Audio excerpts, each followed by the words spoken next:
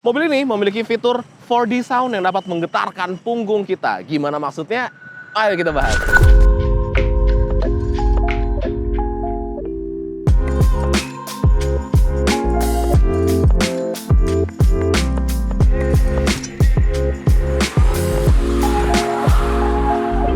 Halo Sobat Setir, selamat datang di Setir Kanan. Balik lagi sama gue Narendra. Dan pada kesempatan kali ini di sebelah gue ada sebuah Mercedes-Benz. Ya, ini adalah E-Class E300 yang paling baru nih Sobat Setir. E-Class merupakan kelas di mana menjadi sweet spot buat gue karena dia berada di tengah, dia nggak kekecilan kayak C-Class, nggak kegedean kayak S-Class juga. Ya ini perfect fit banget. Bisa dibilang E-Class adalah salah satu Mercedes-Benz favorit gue. Dan pada video kali ini kita akan ngebahas detail dari E300 ini. Kalian penasaran? Ikutin terus videonya sampai habis. Let's go! E-Class di Indonesia ditawarkan dengan dua varian opsi nih Sobat Setir. Ada yang E200 dan ada yang E300. Nah, perbedaan antara E200 dan E300 lebih ke arah stylingnya nih Sobat Setir. Jadi, kalau di E200 itu dia lebih gayanya lebih kemewah gitu ya, lebih old time classic. Karena dia menggunakan logo Mercedes-Benz yang berdiri. Kemudian dia grillnya juga full yang ketutup secara vertikal. Kemudian pemilihan warnanya juga dan lampunya yang lebih sederhana. Sedangkan di E300 ini stylingnya lebih sporty karena ini menggunakan beberapa option dari AMG. Kayak contohnya dari bagian body kitnya, dari velgnya, lampunya juga sudah menggunakan digital light dan logonya menggunakan logo Mercedes-Benz yang ketanam di bagian kap mesinnya. Nah, ngebahas masalah desain, mobil ini emang desainnya sih ganteng dan fresh banget. Banyak orang yang bilang kalau grillnya tuh kegedean lah, apa segala macem. Kalau menurut gue sih enggak. Ini pas aja. Desain grillnya nice, kelihatan sporty banget dengan logo Mercedes-Benz gede di bagian tengah serta ada bintang-bintang kecil di sekitarnya gitu. Kemudian kalau kita lihat lagi di bagian bumpernya dia juga kelihatan sporty banget looks-nya serta untuk desain lampunya memang dia kelihatan intimidating banget karena di RL itu di bagian sini dan di bagian bawah juga. Jadi ketika lagi di jalan kita ngelihat mobil ini dari bagian depannya itu emang gantengnya sih pol banget Sobat Setir. Seperti itu. Nah, sekarang kita geser ke bagian sampingnya. Yuk, geser ke bagian samping kelihatan nih bahwa desainnya Mercedes-Benz di E-Class ini nggak main-main. Dia kelihatan sleek, porsi dari kaca dan pintunya juga proporsional menurut gue, memberikan kesan sportinya tersendiri gitu ya. Gue suka sih looks sleek dan panjangnya itu loh, cakep banget. Di bagian kaca, di bagian frame-nya dia terdapat kayak bahan-bahan satin chrome gitu, jadi memberikan kemewahan tersendiri. Kemudian kalau kita lihat, gagang pintunya dia modelnya flush door, jadi kalau kita lagi nggak butuhkan maka dia akan rata dengan body. Tapi ketika kita unlock nih misalkan, kayak gitu, maka dia akan keluar untuk kita tarik. Nice banget, berasa mewahnya Sobat Setir. Nah, ngebahas mengenai velg ya, dia menggunakan velg dari AMG nih. Ini ringnya di ring 19 dibalut dengan ban berukuran 245 45 ring 19 dan dia belang. Jadi beda ukurannya jika dibandingkan dengan ban bagian belakang. Karena di bagian belakang itu lebih besar ukurannya. Itu di 275 40 ring 19. Nah, baik depan maupun belakang sama-sama menggunakan Continental Sobat Setir bannya. Jadi udah cukup oke lah gitu. Kenapa dia belang? Tentunya karena traksi lebih besar di bagian belakang karena mobil ini kan rear wheel drive ya, jadi membutuhkan traction lebih di bagian belakang, maka dia menggunakan velg serta ban yang ukurannya lebih lebar juga. Di bagian bawah terdapat aksen-aksen chrome seperti ini, kembali lagi menekankan kesan kemewahannya dari E-Class. Mobil ini memiliki panjang di 4.949 mm dengan lebar di 2.065 mm dan tingginya di 1.469 mm. Sekarang kita geser ke bagian belakang. Bergeser ke bagian belakang, ini total ganteng banget sih, karena perubahannya lumayan signifikan jika dibandingkan dengan pendahulunya. Gak hanya di bagian depan, di bagian belakang juga, terutama di bagian lampunya. Lampunya ini cakep banget Sobat Setir, dia seolah-olah kayak 3D gitu. Di sini ada kayak logo Mercedes-Benz, the three-pointed star tadi. Tuh, seperti itu. Dan dia kalau malam, itu nyalanya sih cakep banget. Bener-bener cakep banget. Dia nyalanya pelan-pelan, seperti heart beating. Wah, pokoknya cakep banget deh. Nah, untuk lampu belakang ini tentunya dia juga sudah full LED semua. Di bagian atas terdapat aksen chrome seperti ini. Ada tulisan E300 tentunya, dan kalau kita turun ke bagian bawah, dia memiliki desain dari bumper yang cukup sporty nih Sobat Setir. Dia kayak ada dua exit exhaust gitu, serta terdapat aksen-aksen plastik seolah-olah seperti diffuser di bagian belakang, tapi tetap dipadukan dengan aksen-aksen chrome, jadi memberikan kesan mewah yet sporty. Nah, ini sportinya ala Mercedes-Benz lah, nice banget. Sekarang kita maju ke depan, kita bahas mengenai mesinnya. Yuk.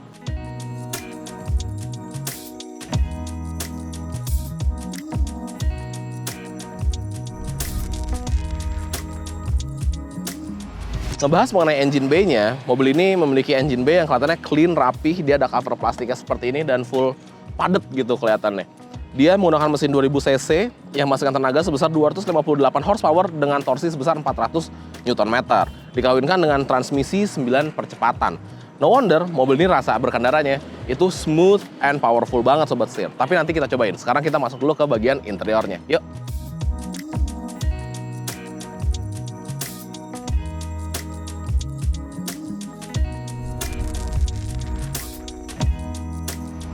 Setir kanan dengan 50 outlet mobil bekas. Jaringannya luas. Setir kanan. Masuk ke bagian dalam, gue mau bahas dari bagian row keduanya dulu nih Sobat Setir. Karena mau gimana pun ikhlas tetap sebuah mobil yang nikmat jika kita duduk di row keduanya. Nah, biasanya kalau bos sih sebenarnya di belakang kiri ya. Tapi nggak apa-apa, ini gue di belakang kanan. Karena di depan ini adalah merupakan posisi berkendara gue. Tinggi gue di 170 cm, tapi bawa ikhlas, rasanya makin mundur, makin enak nyetirnya Sobat Setir. Jadi ya di bagian belakang ini gue mendapatkan legroom sekitar 9 jarian. Dengan headroom sekitar 4,5, hampir 5 jari lah headroomnya. Tetap nyaman, tetap nice. Gue suka nih model joknya, dia nggak yang nyambung kayak jok biasa aja. Dia seolah-olah dibuat terpisah nih, ada dividernya di bagian sini dan di bagian sini. Jadi emang ini nyamannya untuk 2 orang aja sebenarnya. Walaupun bisa untuk 3 orang. Kita lihat dari bagian headrestnya. Karena mobil ini memiliki 3 buah headrest untuk 3 penumpang di bagian belakang. Seperti itu. Nah di belakang kita mendapatkan sebuah penyimpanan terbuka. Ada 2 buah charging port Type-C. Ada ventilasi AC juga. Kemudian dia memiliki tray juga di bagian belakang untuk privacy. Serta kita juga mendapatkan audio premium dari Burmester juga di bagian belakang sini. Nah, bagian joknya emang desainnya tuh nice, cantik banget ya. Dia kayak curving gitu di bagian sini, jadi memberikan kita legroom yang lebih luas lagi, Sobat Setir. Seperti itu. Recline angle-nya oke, very nice. Nggak terlalu rebah, tapi nggak yang tegak. Ya lumayan tegak sih, tapi masih nyaman. Terus di sini udah empuk-empuk semua, jadi kita kalau duduk nggak akan ngerasa keras. Di tengah ada armrest juga, ya. Dengan 2 buah cup holder, nice. Dan tentunya standar mobil Eropa dia sudah memiliki jok yang sudah support ISOFIX. Jadi kalau kita mau taruh baby seat di bagian belakang, aman banget, nice. Oke, kalau gitu sekarang kita pindah ke bagian row pertama. Yuk, pindah ke bagian driver seat alias di bagian depan. Kita langsung disambut dengan kemewahan ala Mercedes-Benz. Dia memiliki desain dashboard yang nice banget, kelihatan simple tapi tetap cantik. Dia menggunakan bahan leather soft touch dengan kayu di bagian tengahnya. Di bagian tengah sini ada layar yang multifungsi dan ukurannya besar banget. Nah, desain dari dashboard ini yang tadi gue bilang nice banget, dia tuh terdapat ventilasi AC yang tersembunyi. Jadi seolah-olah kayak dia clean design aja, nggak ada ventilasinya, padahal ada Sobat Setir nih di bagian sini. Tuh. Dia kelihatan clean banget, melengkung seperti itu, senada juga dengan lengkungan dari ambient light-nya. Jadi ambient light itu nyambung Sobat Setir dari bagian pintu belakang, kalau ditarik garis set, ke pintu depan, ke dashboard. Jadi dia kayak begini gitu bentuknya, ngelengkung gitu. Dan dia interaktif karena dia bisa ngikutin dari beat lagu. Dia juga bisa kalau kita dinginin AC dia jadi biru, kalau kita panasin AC dia jadi merah. Atau kita blind spot monitoring itu lagi nyala, dia akan ngasih notifikasi dan segala macamnya. Jadi ini nggak hanya sebatas ambient light biasa, ini adalah ambient light yang clever banget, seperti itu. Nice banget ya. Nah, ini dia head unitnya. Jadi dia emang multifungsi, ukurannya juga gede, multi informasi juga. Ini adalah settingan menunya. Jadi dia ada beberapa option, kayak ada apps di sini, ada Mercedes Me. Kemudian comfort, ini untuk ngatur seat kinetics, ngatur ambient light juga yang tadi gue bilang. Dia bisa monokrom kayak gini, atau kita ganti multicolor. Dan perpaduan warnanya, ini udah perpaduan warnanya Mercedes-Benz banget. Nah, ini favorit gue, Malibu Sunset. Ini brightness bisa diatur juga, dan efeknya juga bisa macam-macam kayak tadi gue bilang nih Sobat Setir, seperti itu. Kemudian ada phone, radio, media bisa connect Apple CarPlay dan Android Auto juga, bisa Bluetooth dan USB juga. Jadi konektivitasnya udah lengkap. Sini setting ini untuk melakukan pengaturan mobil, pengaturan ADAS-nya dan segala macam, vehicle light, system info dan lain-lain. Digital light-nya juga bisa kita atur dari sini gitu. Kemudian di sini ada info. Nah, info ini lebih ke info kendaraannya sih, kayak pitch and roll-nya, accelerator and brake-nya. Kemudian engine-nya juga, ini nampilin torque and power. Terus boost pressure juga untuk turbonya, suhu temperatur dari suhu mesin, temperatur dari transmisi dan lain-lain seperti itu. Jadi semuanya sudah terpantau dari layar yang besar ini. Di bagian sini juga kita dapat melakukan pengaturan untuk AC-AC-annya. Kita bisa gede kecilin AC secara individual kanan dan kiri. Kita juga bisa mengatur untuk ventilasinya, semburan arahnya mau kemana, serta kekuatan fan-nya. Dan yang gak kalah menarik adalah di bagian media ini kita bisa buka settings dan kita masuk ke pengaturan untuk Burmester-nya, karena dia sudah menggunakan Burmester 4D Sound. Apa sih Burmester 4D Sound? Sebelum ke sana, gue mau ngebahas mengenai ini dulu. Jadi kita bisa ngatur sound profile-nya. Nah, sound profile-nya kita bisa atur pakai diagram yang seperti ini. Apakah kita mau lebih ke bass suaranya, lebih ke intensif, ke bright, atau lebih ke vokalnya gitu. Bass karakteristiknya juga bisa kita atur. Kita mau netral, mau gentle, mau warm, atau mau punch. Yang ini keren banget, surround sound. Ini bisa kita atur 3D dan surround-nya. Jadi kita mau seperti apa nih speknya nih? Mau se-surround apakah suaranya? Atau mau se-3D apakah suaranya? Itu dapat diatur melalui settingan dari head unit-nya. Nah, dia juga ada pure. Pure itu pure lagunya, suaranya. Kemudian ada 3D sound juga.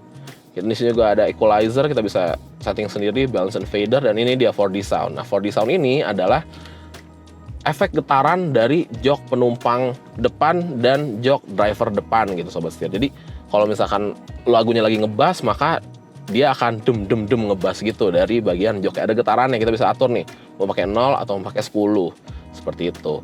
Itu sih sebuah fitur yang menurut gua keren banget yang hadir di Mercedes-Benz E300.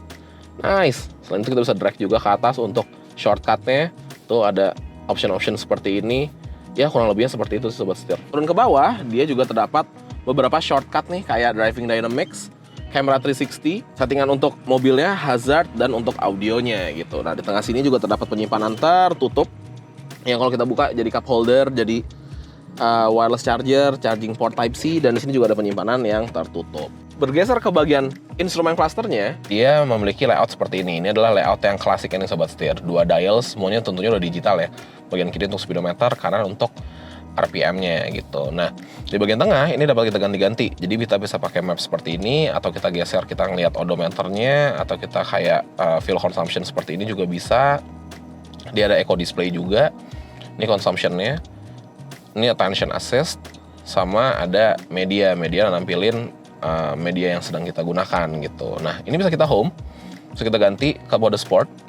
Nah, kalau di mode sport tampilannya seperti ini, dia lebih sporty, langsung to the point aja, langsung tenaga, langsung torsi yang kelihatan torsi, kemudian RPM, kilowatt dari tenaganya, engine data, G-force, dan lain-lain. Bisa kita geser juga ke navigation. Jadi dia full menampilkan maps di bagian instrumen clusternya. Di sini ada assistance, ini kalau lagi menggunakan ADAS. Dan di sini ada service. Jadi menunya bisa macam-macam nih sesuai dengan kebutuhan kita saja seperti itu. Kalau gue suka di klasik aja. Dan untuk steering wheelnya dia juga enak nih sobat setir dipegangnya. Tuh bener-bener sporty banget ya, iyalah karena ini adalah steering wheelnya AMG gitu. Ini kan AMG line ya. Jadi dia tebel, enak, keker, dipegangnya tuh nice banget gitu. Nah di luar itu seharusnya E300 AMG line ini mendapatkan panoramic sunroof. Namun sayangnya unit yang sedang kami review ini adalah unit CBU-nya. Jadi adalah unit pertama yang masuk ke Indonesia. Makanya belum ada panoramic sunroof-nya. Tapi kalau kalian beli sekarang, itu dapetnya yang udah ada panoramic sunroof sobat setir. Oh by the way, ngebahas masalah atap. Dia juga menggunakan atap yang berwarna hitam. Jadi kesannya tuh sporty banget nih di dalam E300 ini. Nice banget.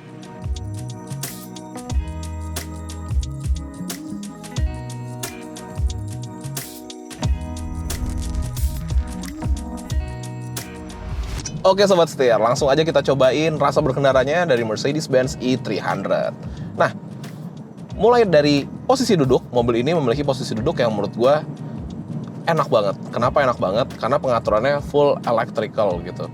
Maju mundur, naik turun, lumbar support, kemudian dia ada penyangga pahanya juga.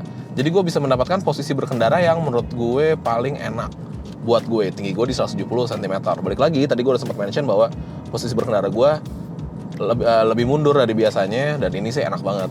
Selain itu terbantu juga oleh steeringnya yang bisa tilt and telescopic, dan kerennya lagi teleskopik itu lumayan jauh, jadi bisa lebih dekat ke gue. Ini posisi berkendara yang gue yakin sih mau sampai ratusan kilometer pun nggak akan pegel nih sobat setir. Kemudian ngebahas mengenai blind spot, mobil ini memiliki blind spot yang cukup minim gitu ya.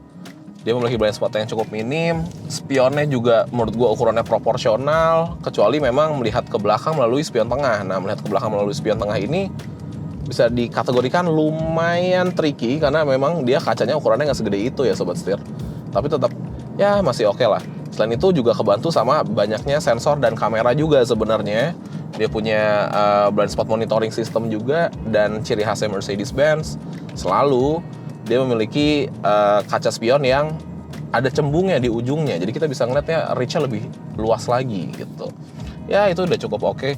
Walaupun mobil ini dimensinya gede, tapi parkirinnya menurut gue sih masih gampang banget. Pilar A-nya memang lumayan tebal. Lumayan tebal sih, apalagi di sini kan ada Twitter dari si Burmesternya juga gitu ya. Tapi sebenarnya untuk ngintip kanan dan kiri masih oke sih. Berlanjut lagi ngebahas mengenai kekedapan kabinnya. Menurut gue kekedapan kabinnya oke banget. Dia double glass as usual Mercedes-Benz, jadi cukup kedap. Namun ada beberapa notes dari gue, yaitu justru malah road noise-nya. Nah, road noise-nya ini lumayan kedengeran nih dari gue. Tapi ya kalau menurut gue sih cukup kedengeran lah. Cukup kedengeran, tapi nggak ganggu sih, masih aman aja sebenarnya Sobat Setir. Nah, ngebahas mengenai handling, E-Class itu memang gue bilang tadi, dia berada di posisi di tengah-tengah nih. Dia bukan yang kecil, bukan yang C-Class, bukan yang gedenya, bukan S-Class, tapi dia berada di tengah-tengah. Nah, berada di tengah-tengah ini memiliki beberapa advantage. Salah satunya adalah bodi yang lebih besar dibanding C-Class, tapi nggak segede S-Class juga. Nah, menurut gue, mobil dengan dimensi seperti ini justru memiliki rasa berkendara yang paling fun. Nih, bobotnya tuh berasa pas gitu. Ini kita sekarang lagi belok, kita rada high speed dikit, kita ambil U-turn, oke, masuk, brake, tekuk, gas. Oke, wow, mobilnya rasanya nurut banget, suspensinya juga nggak bikin berasa limbung. Ya balik lagi, ini E300, bannya juga lebar di belakang, handlingnya oke banget. Walaupun bagi gue pribadi, gue ngerasa steering wheelnya tuh terlalu ringan sebenarnya. Terlalu ringan ketika kita lagi speed segini nih, tuh. Ini lumayan berasa terlalu ringan. Kita lagi di tol pun, itu juga lumayan berasa terlalu ringan. Jadi kayak ngambang gitu steeringnya. Itu kalau kita pakai steering mode-nya yang comfort atau yang normal. Tapi kalau kita ganti nih ke mode sport, ini semua berubah jadi sport.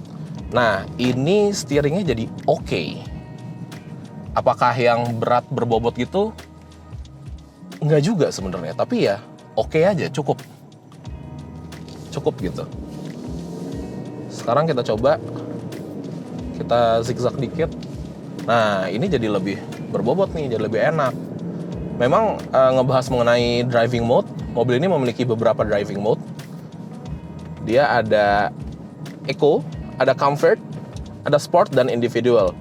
Makanya di mode individual gue set semua Comfort, tapi steering wheelnya yang di Sport. Nah, ini udah ketemu sweet spotnya buat gue gitu. Ngebahas mengenai karakter bantingannya, menurut gue mobil ini memiliki karakter bantingan yang ciri khas rasanya tuh Eropa banget gitu. Kayak naik sebuah yacht. Gila, kalau gue gak pernah naik juga sih Sobat Setir, tapi bayangannya gitu ya, kayak naik kapal gitu, enak. Dia nggak swinging, bantingannya tuh pas rasanya, nggak yang mental-mentul juga. Enak sih, comfort banget. Kerasa banget kalau kita tuh bawa mobil yang dimensinya lumayan besar. Lewat jalanan hancur juga enak, bobot, udah gitu doang, nggak yang sampai kecampur-campur gitu, yaitu ciri khasnya Mercedes-Benz lah. Nah, kayak di depan nih, di depan ada speed bump, kita coba melewatinya dengan speed di 60. Kira-kira gimana rasanya? Oke, 1, 2, 3. Gitu Sobat Setir. Sekali lagi masih di 60. Oke, jadi kayak yang gue bilang, dia nggak yang mentul-mentul gitu. Mobilnya tuh masih berasa bobotnya gitu, masih enak banget lah pokoknya. Nah, ngebahas mengenai tenaganya, mobil ini memang memiliki tenaga yang cukup besar Sobat Setir, di 258 horsepower dengan torsi sebesar 400 Nm. Nah, tenaga tersebut disalurkan ke roda bagian belakang, rear wheel drive, ciri khasnya Mercedes-Benz banget, sedan-sedannya. Makanya dia memiliki handling yang cukup oke dan tenaganya cukup juga lebih dari cukup gitu buat gue. Nah, tenaga seperti ini, gue sukanya karakternya dia tuh keluarnya smooth, nggak yang meledak-ledak gitu. Jadi bukan yang, let's say kayak misalkan mobil listrik ya, ketika kita pedal to the metal, ketika kita gaspol, dia kan langsung spiking kan, figur dari tenaganya. Kalau ini nggak. Mungkin penggambarannya, mesin besar, tenaga besar, di bodi yang besar, bukan kenceng, tapi melaju gitu sobat setir. Jadi, enak banget. Nih kita gas dikit gini, oke banget. Gue jadi paham sih sebenarnya. E-Class ini memang kalau orang-orang kan mikirnya, Mercedes mobil bapak-bapak gitu. Tapi memang pasti bapak-bapak suka. Kenapa? Karena mobil ini tuh sempurna banget ketika kita pakai untuk cruising. Gue udah coba jalan di jalan tol untuk beberapa puluh kilometer. Rasanya tuh enak banget. Bener-bener udah suspensi yang tadi gue bilang ya, mengayunnya enak gitu. Terus karakter gasnya juga enak, ngisi terus. Gak ada kosongnya. Ya memang enak. Selain itu, mobil ini juga memiliki ADAS yang juga sudah lengkap. Dia juga udah punya adaptive cruise control nih sobat setir. Dapat kita atur melalui buttons yang ada di bagian bawah kanan ini. Jadi kita bisa jaga jarak sama mobil depan, kita bisa jaga speed kita juga. Jadi ya balik lagi ke poin dimana mobil ini memang cocok banget untuk cruising jalan tol. Kalau lagi capek tinggal activate aja, tinggal di engage aja ADAS-nya gitu. So far so good, mobilnya nyaman banget, nice.